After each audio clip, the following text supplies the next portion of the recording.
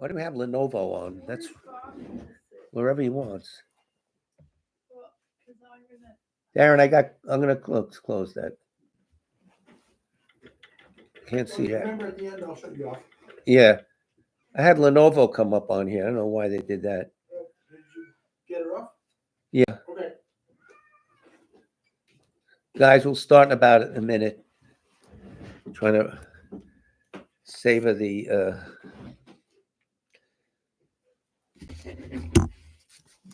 moment.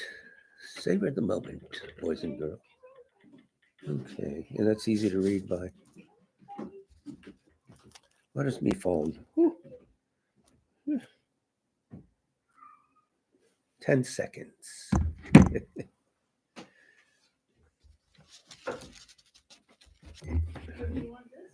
Cheers.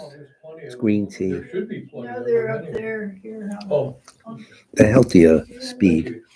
Good evening. It's 7 o'clock here in the northeast of the United States, and this is the Tibet Center Kunchap Tarduling Buddhist Meditation and Study Center, under the direction of His Eminence Chabje Lingwen Pishe and the co-direction of Rato Kensa Tupten Lunda, also known as Venerable Nikki Greenland.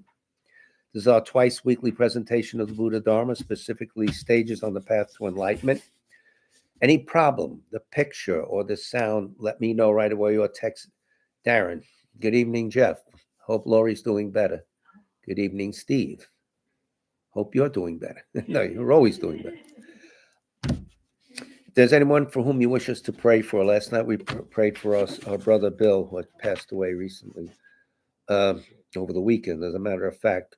Put their names in the chat box. All the prayers we say are on the website in the FAQ section. Excuse me.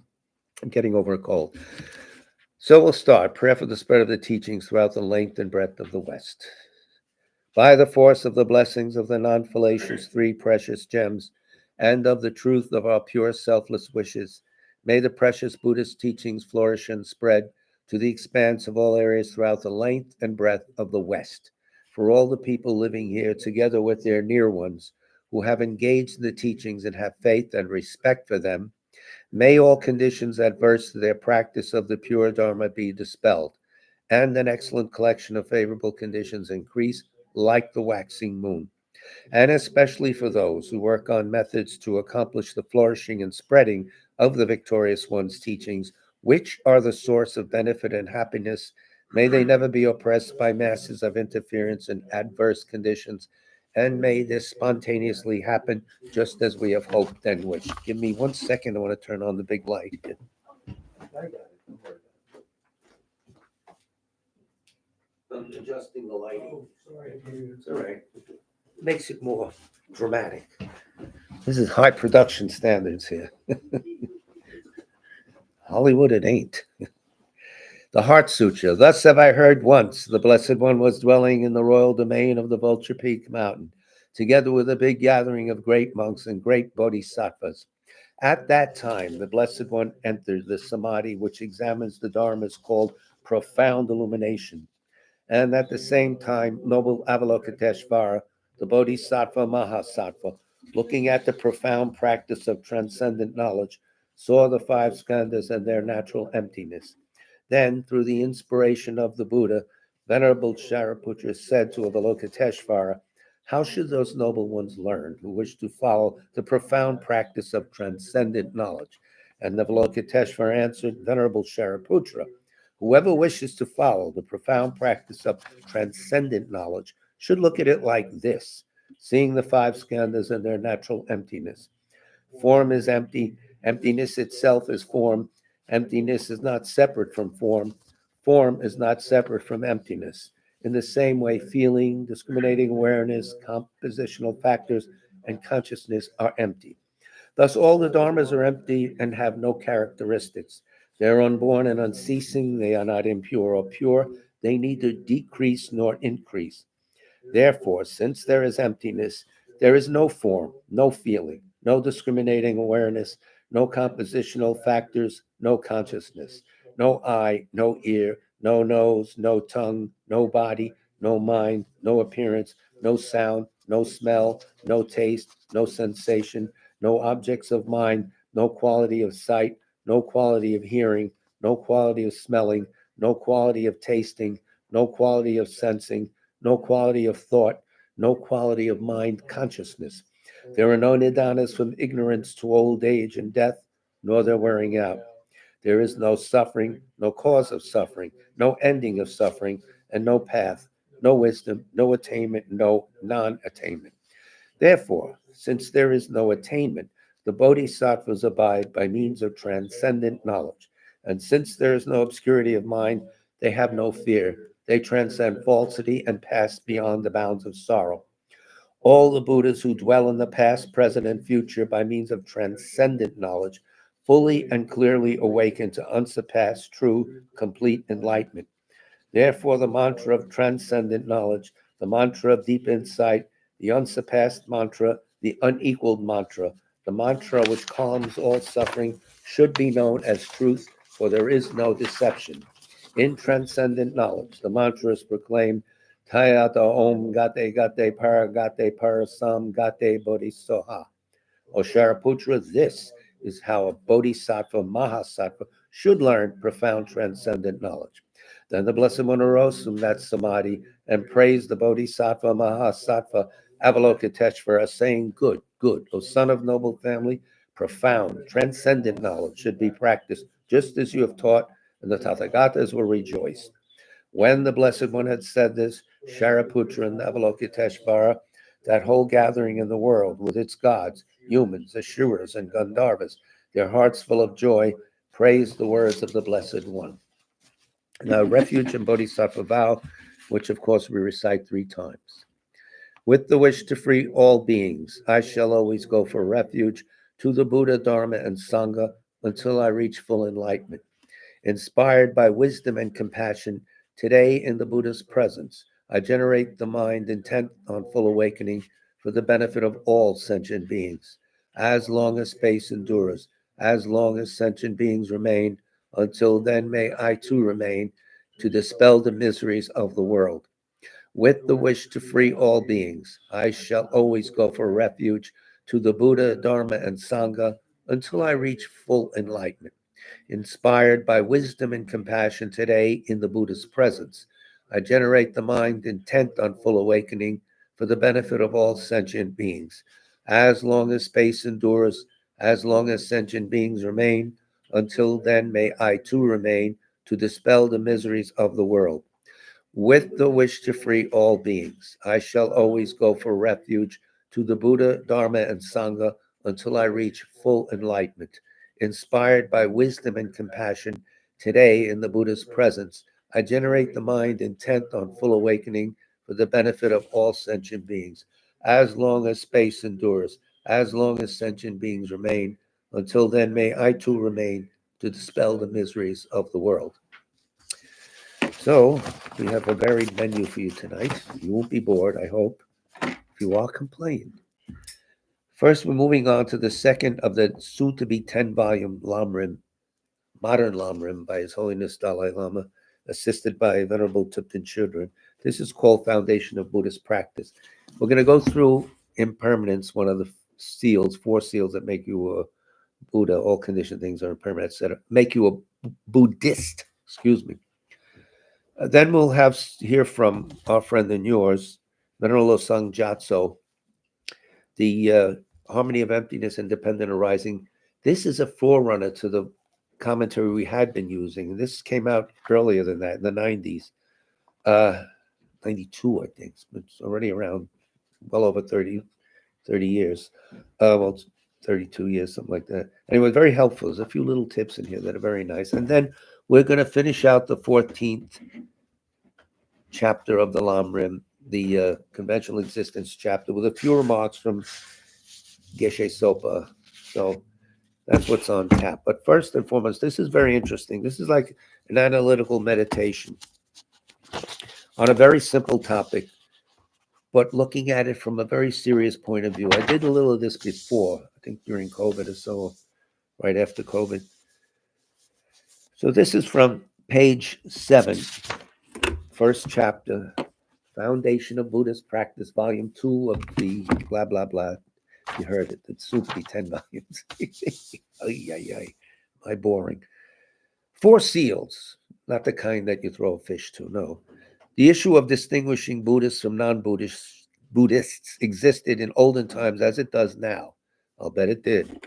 In ancient India, it was usually done on the basis of philosophical views regarding the nature of the self and phenomena. A convenient and concise way to delineate Buddhist views is according to the four seals, as found in the King of Concentration Sutra, the Samadhi Raja Sutra. That's the genesis of this for the four seals idea. And those accepting the three jewels as their ultimate source of refuge are considered Buddhist by conduct. So by view, you understand the four seals. Taking refuge, you are Buddhist by conduct. The four seals are one. This is very important. All conditioned phenomena are transient or impermanent, whatever you like to use. Two, all polluted phenomena are dukkha, in other words, unsatisfactory in nature. We're going to explain those. Three, all phenomena are empty and selfless. They use the words empty and selfless here for some reason. I don't know.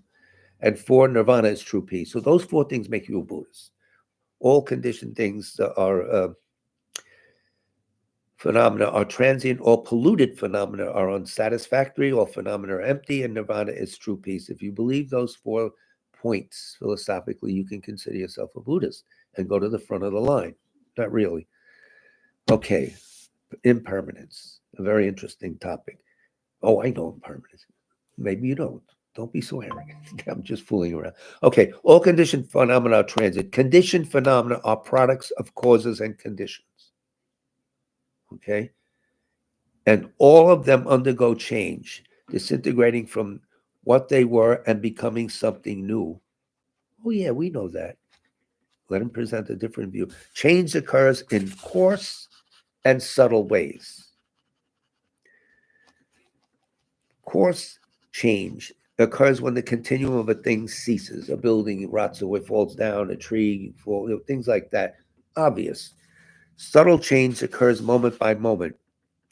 It's a things not remaining the same from one instant to the next, and this is big. And this is in accord with quantum theory, etc. Things are changing moment by moment, waking on and off, everything. Tutti, everything. We can observe coarse impermanence. How? With our senses. Yeah, I could see. Oh boy, you don't look like you used to. You look old. Get out of here. Things like that. That's obvious. All right. But that's not what they're talking about here. That's not the key issue. We see that after coming into being, things cease. Okay, a chair breaks, the person dies, bottles are recycled, etc., and so forth. Your car falls apart before you even paid for it. What else is new? Understanding coarse transience is not difficult. Everyone knows that is not bombed or something. We don't need logical arguments to accept this coarse level of change. Well, you better. However, he continues, for something to arise and cease in this obvious way, there must be a subtle process of change occurring moment to moment. That's a big point. For things to suddenly, get old and moment by moment, they have to be changing. It's not they go to a point and freeze and then go to another point and get a little older. No, we think that way. Not true. Moment by moment, everything. Our bodies, our minds, the whole schmear, all moment by moment changing. We have to get used to that because that's what is. That's what be. So he continues, without a seed changing moment by moment, a sprout will not appear. Without the sprout growing in each moment, the plant won't come into being. Without the plant aging and disintegrating moment by moment, it won't die.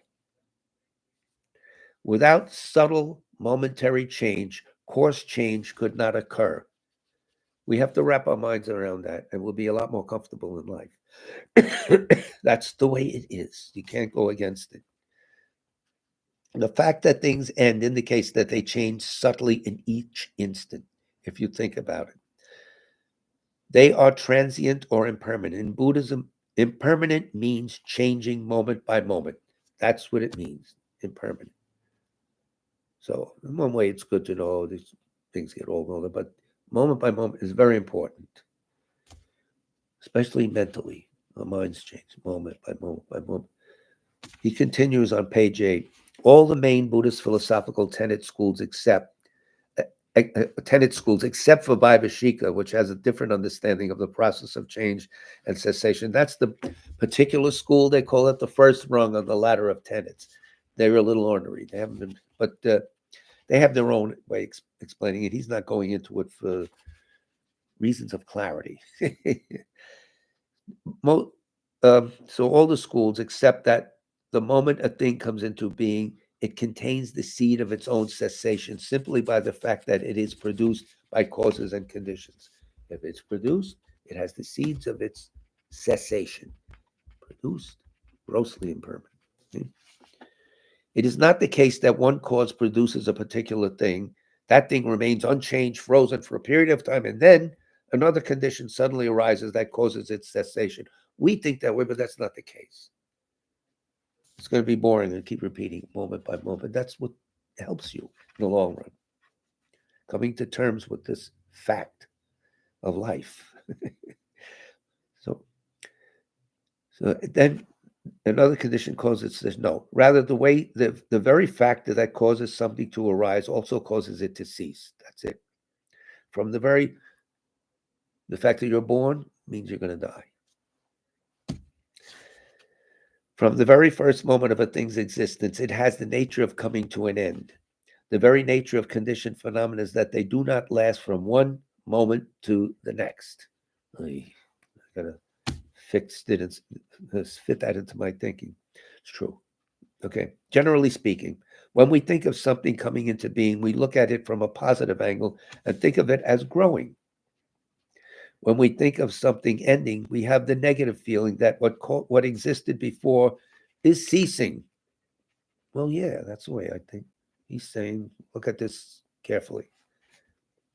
We see these two as incompatible and contradictory.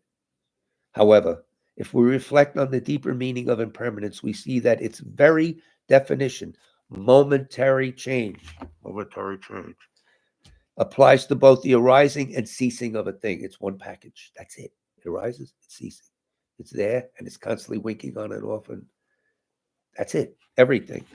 So the very nature of conditioned phenomena is that they do not last from one moment to the next. I'm conditioned, you're conditioned. Let's all get together and be conditioned. Okay.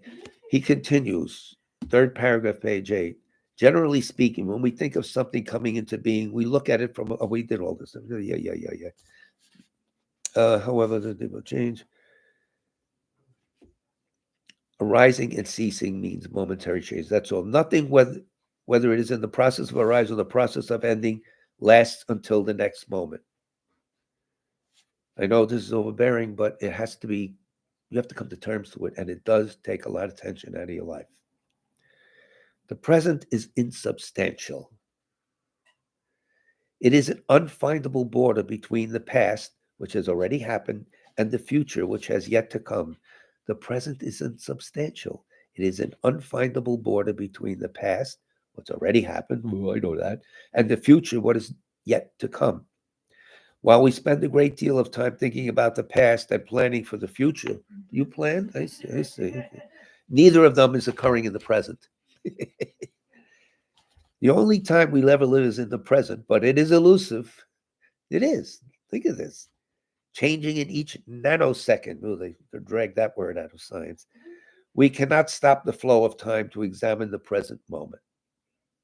So we are in a constant motion. Everything's kinetic, or whatever you want to call it.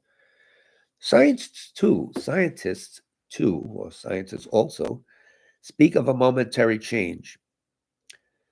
Subatomic particles are in continuous motion, and cells in our body undergo constant, imperceptible alterations. When we understand impermanence to mean momentariness, we see that arising and ceasing are not contradictory, but are two aspects of the same process.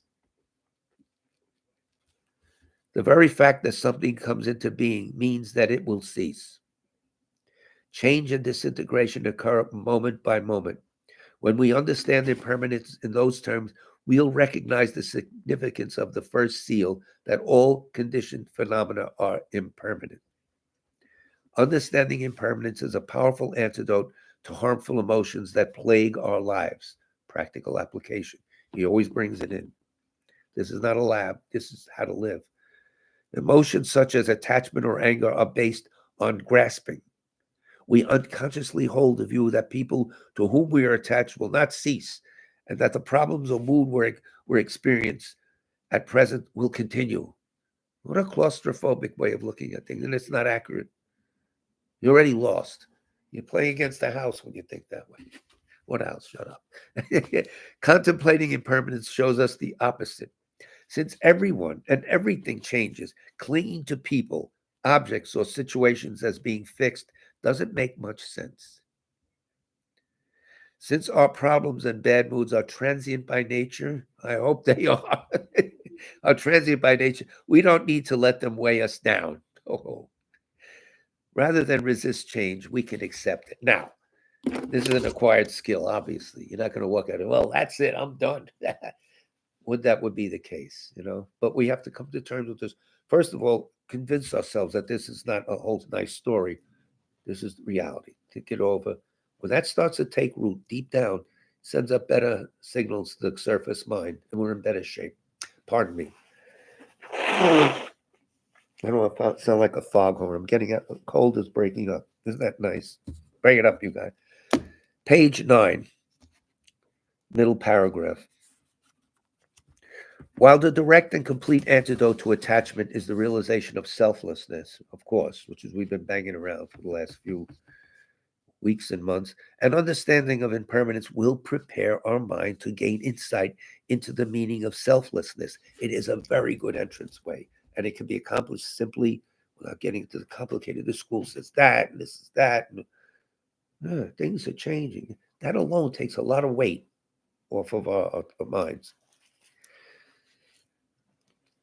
But understanding impermanence will not harm beneficial qualities such as love, compassion, and altruism. Why?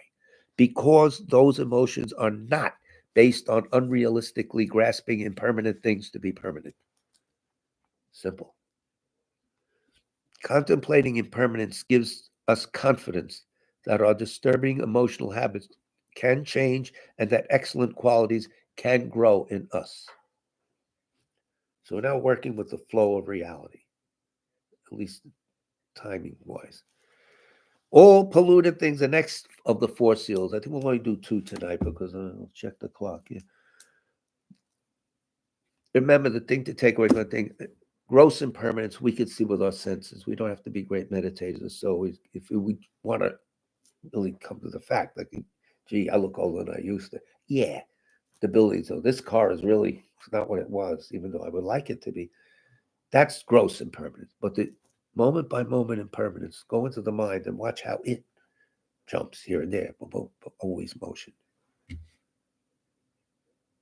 Hard to make it still, isn't it? It stills by itself. Okay, all polluted phenomena are dukkha. Dukkha means unsatisfactoriness. Used to mean just suffering straight out, but they say now it's called unsatisfactory by nature. In the state of dukkha, it's impossible to have total happiness. That's the way Bhikkhu Bodhi defines it. So the word dukkha is kept as an English word now. Polluted phenomena are those produced under the control of ignorance and its latencies. I'll let him finish the paragraph before we'll break it apart. Because all things in cyclic existence, including our body and mind, are polluted in this way, they are said to be dukkha, unsatisfactory by nature. They are not capable of providing the keyword enduring happiness and security that we seek. Everyone wants enduring happiness. Everyone wants happiness, doesn't want, yeah, but they want enduring happiness, not a weekend off and all this and go crazy. They want enduring happiness, moment by moment. That's possible. That's what Buddhism is selling you. In fact, they're giving it away. To get online, really, just open your mind and you got it. It's plopped right in. So how are the unsatisfactory circumstances in our lives related to our mind? In the Sutra on the 10 Grounds, the Dasabhumi Sukha, which is part of the big flower ornament sutra, or the Avaramsaka Sutra, big in the Chinese canon. The Sutra of the 10 Grounds, the Buddha said, the 3 realms are only mind. Oh, yeah? Now, that can be understood in different ways. So the Chitta Mantra, or the mind-only school says that this means the external physical world as we perceive it is nothing but a projection of the mind. It's like a dream. It's not there. There's a deeper meaning to this. The Prasanga Madhyamika school understands this statement differently, saying that it indicates that there is no absolute independent creator and that the source of our experience, everything, is in our minds, lies in our minds. Okay? How? Our virtuous, non-virtuous, and neutral minds, and the actions or karma that these mental states motivate. Everything we come in contact with, we have caused, including the environment we're playing out this karma in. As we always say, you're playing the hand you dealt yourself in the past. So stop complaining. Cheat. See if you can get away. So from the Buddhist viewpoint, many universes exist simultaneously at different stages of development. Well, now the Harvard astronomer says, oh, yes, there's so many worlds. You don't believe it. Good for him. What the heck is his name? Yeah, he's famous now, but so there are other worlds. There is intelligent life. Don't look for it here, except but no, that's not something we can dwell on now. Some are beginning, some universes are beginning, others are devolving. They are also moment by moment. It's not like there's a place where nothing changes there. And for a price, we can bring you there. Elon Musk, forget it. Doesn't so before a particular universe begins, the potential for material substances exists in the form of space particles. This is like an explanation from the Kalachakra presentation of the universe. Empty spaces, empty particles, space particles. Changing moment by moment, these space particles are not absolute or independent entities. We don't have to concern ourselves with that now. How is the physical evolution of a universe related to sentient beings? Their mental states and their experiences of pain and pleasure, happiness and unhappiness. How is that? This is where karma comes in. Karma is intentional actions, keyword intentional actions, done by sentient beings. As the potencies remaining from these actions ripen, they shape the evolution of the external world and condition our experiences in it. The mental actions we do, the karma that we project out there causes us to play the results out. It causes the environment to play them out in, the people we meet to play them out that we have karmic connections with, etc., and so forth. Very vast. So contemplate some of these things. You're never bored. You don't have to worry about, there's nothing on the internet, nothing on TV. Read a book. Read a good one. Anyway, a little advertisement here. So sentient beings next paragraph, create karma physically, verbally, and mentally. Okay. Our motivation is principle, or Rinpoche would say our intention, our motivation. Okay. For it fuels our physical and verbal actions. Yes. Destructive actions are motivated by afflictions such as attachment, anger, and confusion, which in turn are polluted by and rooted in ignorance and erroneous belief in inherent existence. We've been talking about that a lot. We'll let it slide now. Even when sentient beings act with kindness, the karma they create is still polluted by the ignorance grasping inherent existence. Yes, it's good, kindness. You'll get a positive result in samsara. You didn't break out of the whole thing. Well, you live very well and do kind things and better, be wealthy.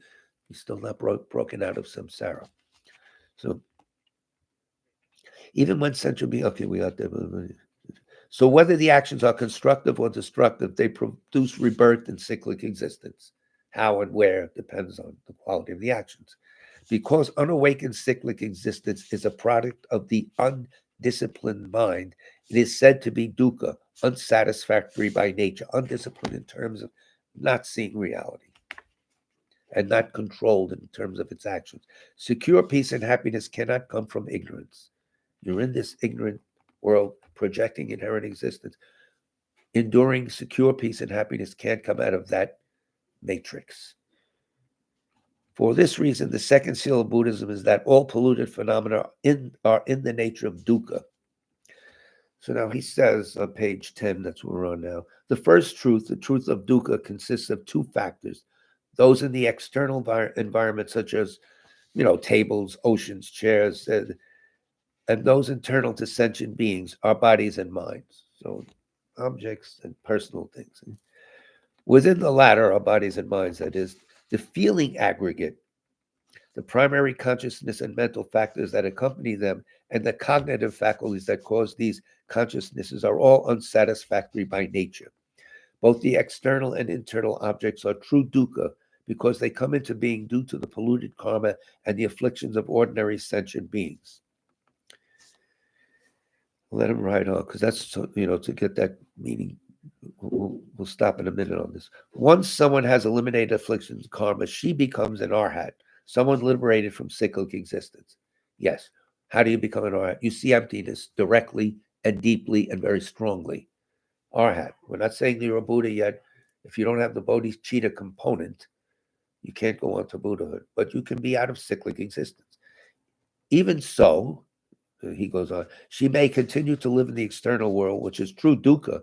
In other words, the criterion for being in cyclic existence is not the environment in which a person lives, but her or his state of mind. So it's not real estate. Otherwise, they say, you want to get out of samsara, move to this planet, or do that. No, it's here, in here. They put the mind over here. I put it here, but yeah, never mind. The first two seals are related. We can use the transient nature of functioning things as a reason to show that all polluted phenomena are unsatisfactory in nature. Functioning things are products of causes and conditions. Thus, they are under the control of other factors. Polluted things, such as our ordinary bodies and unenlightened minds, are under the power of polluted causes, the undisciplined mind, at the root of which lies ignorance. Undisciplined mind, it's hateful, it's this, it's that, it can't concentrate. The reason for that, basic ignorance of reality. We have projected a reality that is not there. This is not something that's coming at us. It's something we are creating, and that's the way things are. You can hear the voice in you. Yeah, no. You have to use logic to break out of it, though. That's why they're so emphatic about the different points and the different tenets, and then sitting on the meaning for a while, burning it in by means of meditation. So it's important, to say the least. As long as our minds remain under the control of ignorance, we live in an unsatisfactory state where the cause of suffering is always present. You want to get out? That's the way. You're going to sound like Jack Nicholson. You want to get out of samsara? No, seriously, that's it. So we won't go on too much with that because it's a little too preachy and heavy. And we want to finish the 14th chapter. But first, boys and girls, we're talking about fulfilling His Holiness's wish that we study praise of dependent arising. Tendrel, what is it in Tibetan? Tendrel, something like that, I forget. Tendrel is dependent arising. Praise, I don't think. No, he doesn't sometimes. No. He does, but I can't match the thing. So I'm going to use this topic by Losang Gyatso on his own before the arrival of Woodhouse. 92. Lacto wasn't around. This is Gyatso Tsering. Yeah, but this is an oldie. Jackie goes to the studies at the Tibetan Library. This is one of their products. They're going to comment on just 2 lines. Whatever depends on causes and conditions is empty of inherent existence. And this is on page 45. Consider first, this is Losang Gyatso, bless his heart, wherever he is. He was Gareth Sparham's teacher. The whole story there, we'll repeat it now. We mentioned it before. I met him once. He spoke at the Tibet Center, interpreted by Gareth. Very nice guy. I didn't speak Tibetan. I still don't, but some words I get. But he was there, sitting there, and he was a presence. And Garrett flowed nicely. He's got the goods. So he says, consider first how we ordinarily grasp things to exist. Do we not feel that the self and the everyday objects around us are established from their own side? That I and the objects I use and possess are each substantial, solid, concretely point outable entities.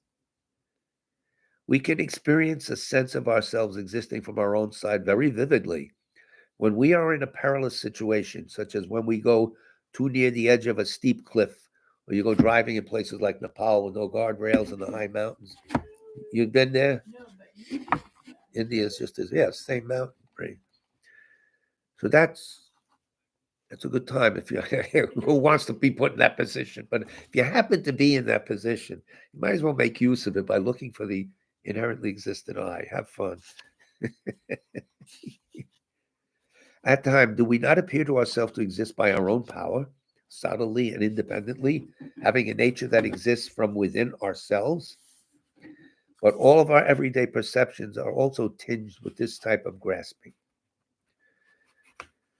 When we glance at our watch, for example, does it not appear to have its own independent, self-sufficient nature over and above any relationship that may be said to exist between it and other phenomena? It's this, that's that.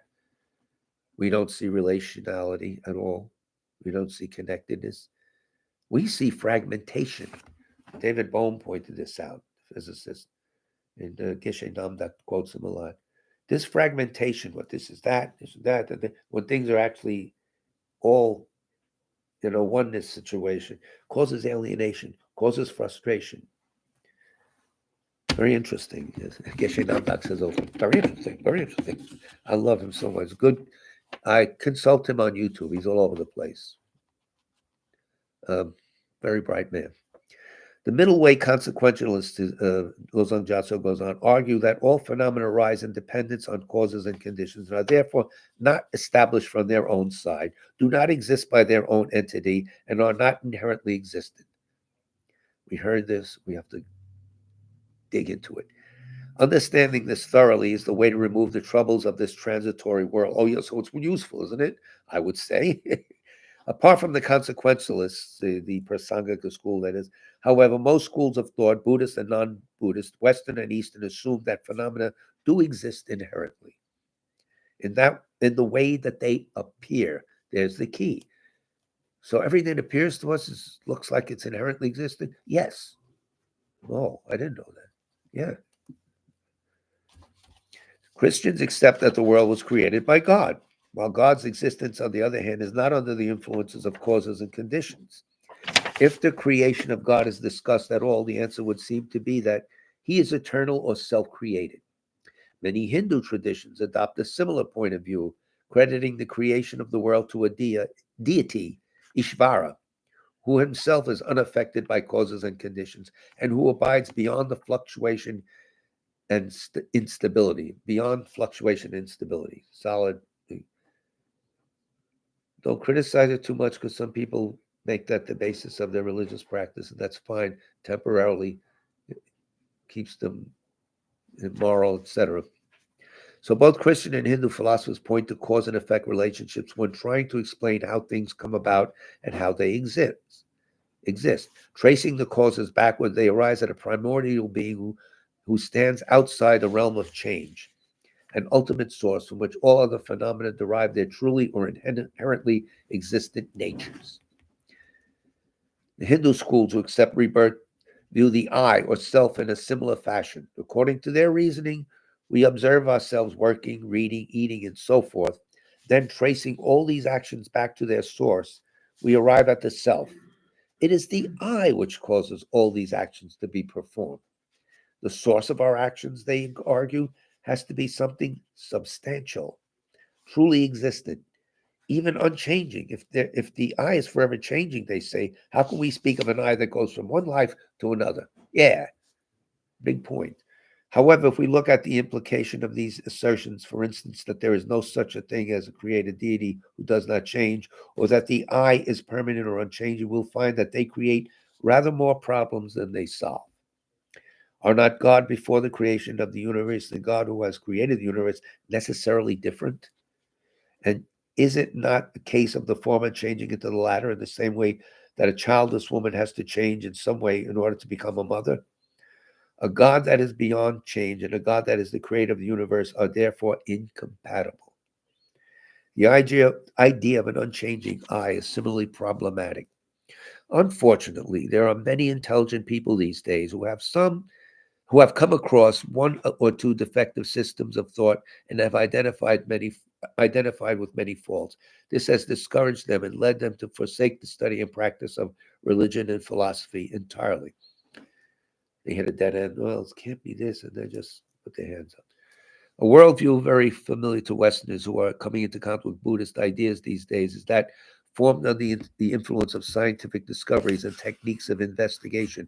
So few comparative remarks about science and Buddhism may not be amiss for Westerns approaching the topic of dependent arising in their practical application. Buddhism and science may be strikingly different, but in terms of view, there are many explanations where the two systems are in accord, differing in emphasis rather than in fundamentals. Whereas science has been most successful in covering the workings of external phenomena such as matter, Buddhism's focus has always been on internal phenomena, namely the mind.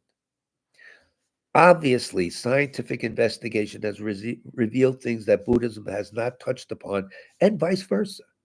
But it would be difficult to point to a subject where the two systems' assertions actually clash. This gives grounds for supposing that as research and investigation continue in two ways of thought, the two ways of thought can come closer together. And you have that now. You have David Bohm referencing Nagarjuna. Carlo Rovelli, the quantum physicist, is very popular, references Nagarjuna. I was very impressed reading Nagarjuna. So these things are slowly melding, that people are talking to each other, which is always a good thing. If we compare the theories of the origin of the universe and its contents presented in the scientific and Buddhist traditions, a similar view of the process emerges. How? Various explanations of how this world, the other planets and stars originated, are put forward in different scientific theories, a common theme of which seems to be that though a beginning can be posited for the various heavenly bodies and so forth, the process of becoming in the universe in general is not something which science can state had a particular beginning. You can't posit a beginning. Bertrand Russell said this. It's not logical. Let him explain. Whatever phenomena they trace back to, itself in turn must have had a cause. Down on the atomic level, we find the same broad conclusion obtaining. Many minute particles temporarily conglomerate to form a material object, which then in the fullness of time disintegrates. Individual gross forms arise and fall apart or are destroyed, but it is not possible to posit a beginning to the process. Where is it? There's always got to be a cause. So the prime mover, Aristotle had that. I don't know. Any atomic substance or element has to have a cause. That cause must also have a cause, and so on. Buddhist scholars have no quarrel with all this. Rather, they extend this understanding to the mind. Just as it seems simplest to say that matter has always been around in one manifestation or another, so we say has mind, basically for the same reason. The scientific description of the conception and development of a child in the womb deals principally with the manifest physical aspects from the meeting of the sperm and ovum onwards, whereas the Buddhists, while not faulting this explanation, there's nothing wrong with that, bring three other elements to the fore: consciousness, subtle form, and karma. It's not just a meeting of sperm and egg, because that doesn't always result in conception. There's a third factor, even in an artificial laboratory. A third factor has to be there. A consciousness which has some time previously separated from its former body, and which contains the karmic seeds or potentials deposited on it by previous actions, together with its support, a very subtle kind of form, which is the subtle wind, enters the womb at the time of conception and joins with the uniting sperm and ovum, its new body. So subtle wind, always subtle wind. With mind always travels with wind. Gross, gross, gross, and subtle, subtle, subtle, very subtle. That very subtle entity of mind and wind joins the conglomeration of sperm and ovum, and that causes life. Without it, no life, as we see it. As the child grows in the womb, science can furnish a very accurate picture of the different stages of its physical development. The Buddhist text speaks more about the inner experience of the child during this time. Again, these two versions of the first stage of life would seem to be quite compatible. The points of view are different, but there is nothing in the Buddhist description which contradicts the scientific one, and the Buddhist finds the scientific description complementary to his own or her own. Okay, here, this is very important now. Page 49. We got time to explain it thoroughly. I mean, I hit Geshe Soba today. I'm sorry. But this is the same topic. Mind is, in essence, clear and cognizing. The only thing which can become the entity of the present moment of any individual's mind, and this includes the mind of an individual at its first moment of conception, is the previous moment of mind. That's all that can cause a mind. How can something which does not have the qualities of being clear and knowing and does not experience happiness and sorrow change into something which is clear and knowing and does experience happiness and sorrow? Material thing can't do that. Matter cannot be produced in the entity of something clear and cognizing. Each individual's mind is a non-material phenomenon which does not have any beginning, nor does it have any end. I'll say it again. Each individual's mind is a non-material phenomenon which does not have any beginning, nor does it have any end. Unborn and unceasing, sometimes a prayer say. Everyone's stream of consciousness is constantly changing. Sometimes such a stream of consciousness takes a gross form. The ordinary sense consciousness being considered gross, yes. Information coming in from the eyes, nose, etc., and so gross. Okay, what's subtle? Sometimes it takes a subtle form. Subtle will be actually the mental consciousness. Sometimes it takes a more subtle form, for instance, during the death process, as the mind gets subtler and subtler and subtler. And all the things that were bothering us, bad emotions, etc., they're not there anymore, not on that subtle state of mind. So these bad factors in our mental condition are adventitious. They're not part of the root, purity, Buddha nature of our mind. So that's important to understand. It gives you confidence to go out there and get the job. Never mind, get the job done. Sometimes delusions such as anger, hatred, and pride flare up. Sometimes they are not manifest, existing only as potentials. The influence of ignorance is always present to some degree in an ordinary person's consciousness. We're talking about Buddhas now, or ours, affecting every cognition such a person has. Associated with every consciousness and acting as its basis is a very subtle kind of form or energy called subtle wind. Like the mind it accompanies, it cannot be said to have any beginning. Nor indeed can we, who, as it were, possess our particular stream of consciousness, be said in a sense to have any beginning. A person in this sense of the world goes from life to life, sometimes being born in the human realm, sometimes being born as animal, or else as a god or some other creature. I think there's a typo. A person in this sense of the word, not world. There's a lot of typos in this because it's probably homemade on a typewriter by volunteers who were stoned on the weed that grows up the hill. That's probably, Notice how I give everyone an A. So person in the sense of the word goes from life to life, sometimes being born in the human realm, sometimes being born as an animal or else as a god or some other creature.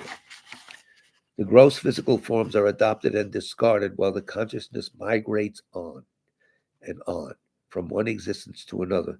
Upon death, anyone who has not mentally evolved to the point where he or she can step off this round will be thrust yet again into an existence where suffering occurs.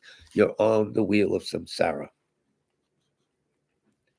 Hence, the main subject I'm skipping now for analysis and investigation in Buddhist philosophy is the mind. There's a few other points I wanted to mention here. I'll skip to save time. These are hints for meditation. Considering how cause and effect relations is on page 51. How cause and effect relationships are interpreted within the Buddhist schools, we find two contradictory views.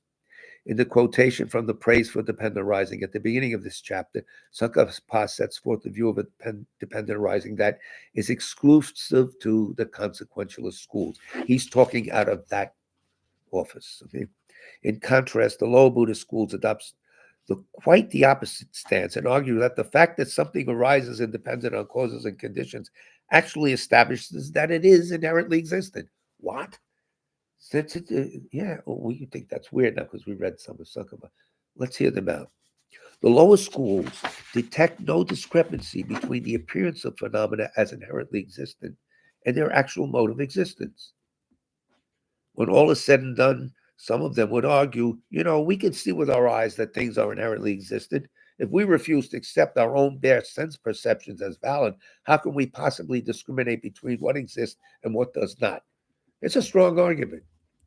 We can make that now from our perspective because we see it already existing. We have no choice but to say that our sense perceptions are by and large in direct contact with reality. Well, they're not. Things like cups, houses, and tables which appear to our senses to exist by way of their own independent entities really exist in that way. That's that. Certainly, such things are created from causes and conditions, but could they really exist if they did not have independent entities? Nagarjuna, a great Indian commentator who pioneered the middle way school of interpretation and brought what are known as the great vehicle of Mahayana teachings into the mainstream of Buddhist practice, sets forth the two opposing ways in his treatise on the middle way. You've heard this many times, the Mullah Yamaka.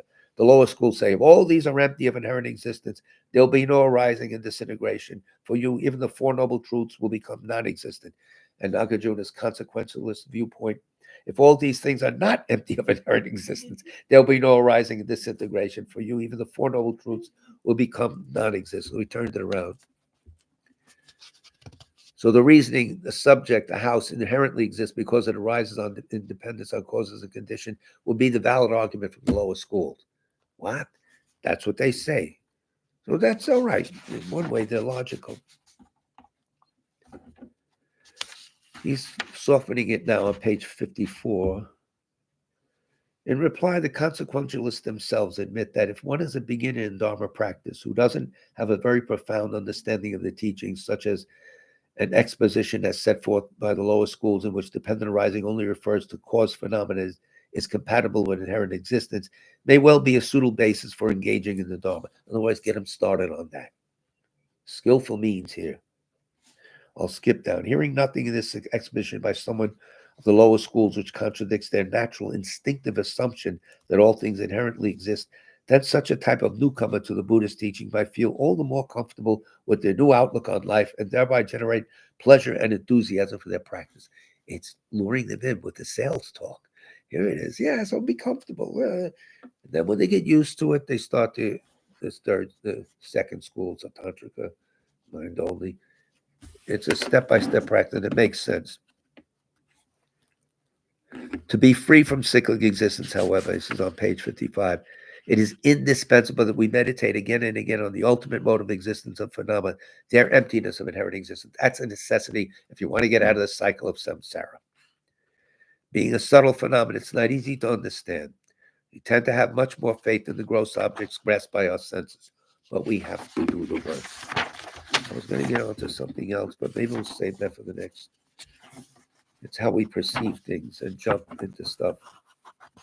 My hands no longer function properly. All that espresso has gone into my brain. He does the same. I'll do a quick one. Let's see. We'll cheat a little here. He designates something as a car from its parts, etc. That's been, or anything you want to do for its parts, including a snake. Conceptual mind does the imputation to a number of characters. It appears like a snake, so the conceptual mind gets involved. Here's page 89. On the basis of an appearance to mind of the assembled components that are able to perform the particular function, the mind imputes car. We name it that when we see enough to name it car. What can we say of the ultimate nature of a car other than that it is devoid of any existence from its own side? In the first place, because it depends on causes and conditions. In the second place, because it depends on its parts. And in the third place, most important, because it depends on the three. This is the conceptual thing, but he breaks it down into three little parts. A base of designation, a conceptual mind which designates it, and a term to designate it by, the subtlest form of dependence. So that's a base of designation. What are we calling? Okay. A conceptual mind which designates, and a term to designate it by, labeling. So that's how things actually come into existence that we then think of and fool around with. Nothing from their own side. That's been proven. Or we can bring all the parts together. Maybe the car is of all its parts, but it doesn't say car when you pile all the pieces together. But when you see something, you know what a car is named already. Again, this can perform the functions. Suddenly it becomes a car at a certain point. That's it. The bare frame of a house suddenly, as they start filling in, becomes kitchen, bathroom, living room, all the while designating. So that's something like it. We didn't have a chance to go to Geshe Sopa tonight, but we'll start the next class, which is what? Tuesday night, coming Tuesday. Darren, do you have any names for whom we should pray for? Can't hear me. We heard. Okay, we could pray for all the people in the Middle East, in Darfur, in the Congo, all the places of stress in the world who have been killed. Anyway, we know the story. Sutra of the Recollection of Noble Three Jewels. I prostrate to the Omniscient One. Thus the Buddha, Bhagavat, Tathagata, Arahat, Samyak Sang Buddha, the learned and virtuous one, the Sugata, the knower of the world, the charioteer and tamer of beings, the unsurpassable one, the teacher of devas and humans is the Buddha Bhagavat. Tathagata is in accord with all merit. He does not waste the roots of virtue. He is completely ornamented with all patience. He is the basis of the treasures of merit. He is adorned with the minor marks. He blossoms with the flowers of the major marks. His activity is timely and appropriate. Seeing him, he is without disharmony. He brings true joy to those who long with faith. His knowledge cannot be overpowered. His strengths cannot be challenged. He is the teacher of all sentient beings. He is the father of bodhisattvas. He is the king of noble ones. He is the guide of those who journey to the city of nirvana. He possesses immeasurable wisdom. He possesses inconceivable confidence. His speech is completely pure. His melody is pleasing. One never has enough of seeing him. His form is incomparable. He's not stained by the realm of desire. He's not stained by the realm of form. He is not affected by the formless realm. He is completely liberated from suffering. He is completely and utterly liberated from the skandhas. He is not possessed with dhatus. His ayatanas are controlled. He has completely cut the knots. He is completely liberated from extreme torment. He is liberated from craving. He has crossed over the river. He is perfected in all the wisdoms. He abides in the wisdom of the Buddha Bhagavats, who arise in the past, present, and future. He does not abide in nirvana. He abides in the ultimate perfection. He dwells on the bhumi where he sees all sentient beings. All these are the perfect virtues of the greatness of the Buddha Bhagavat. The holy Dharma is good at the beginning, good in the middle, and good at the end. Its meaning is excellent. Its words are excellent. It is uncorrupted. It is completely perfect and completely pure. It completely purifies. The Bhagavat teaches the Dharma well. It brings complete vision. It is free from sickness. It is always timely. It directs one further. Seeing it fulfills one's purpose. It brings discriminating insight for the wise. The Dharma, which is taught by the Bhagavat, is revealed properly in the Vinaya. It is renunciation. It causes one to arrive at perfect enlightenment. It is without contradiction. It is pithy. It is trustworthy and puts an end to the journey. As for the song of the great Yana, they enter completely. They enter insightfully. They enter straightforwardly. They enter harmoniously. They are worthy of veneration with joined palms. They're worthy of receiving prostration. They're a field of glorious merit. They're completely capable of receiving all gifts. They're an object of generosity. They're a great object of complete generosity. The protector who possesses great kindness, the omniscient teacher, the basis of oceans of merit and virtue, I prostrate to the Tathagata, pure the cause of freedom from passion, virtuous, liberating from the lower realms. This alone is the supreme ultimate truth. I prostrate to the Dharma, which is peace. Having been liberated, they show the path to liberation. They are fully dedicated to the disciplines. They are a holy field of merit and possess virtue. I prostrate to the Sangha. I prostrate to the Buddha, the leader. I prostrate to the Dharma, the protector. I prostrate to the Sangha, the community. I prostrate respectfully and always to these three. The Buddha's virtues are inconceivable. The Dharma's virtues are inconceivable. The Sangha's virtues are inconceivable. Having faith in these inconceivables, therefore the fruitions are inconceivable. May they be born in a completely pure realm.